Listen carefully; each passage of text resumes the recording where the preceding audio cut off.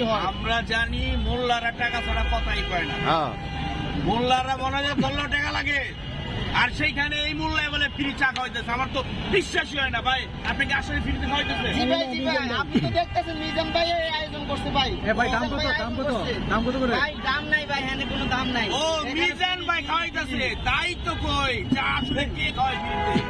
চা পড়ে গেছে আর পড়ে গেছে, বন্ধ করেন। বাইরে 4 বাড়ি পড়ে গেছে। এত পানি দিন না, এত পানি দিলে পানি কমাইতে কমাইতে। দেখতে পাচ্ছেন এই যে বিভিন্ন মশলা দিয়ে লাল চা আমাদের কন্টেন্ট ক্রিয়েটর যারা আছে, কন্টেন্ট ক্রিয়েটররা যারা আছে ভাই একটা আয়োজন করছে লাল চা, এই লাল চা সবাই খাবে একদম ফ্রি, যা নিজ হাতে নিয়ে নিয়ে খাবে।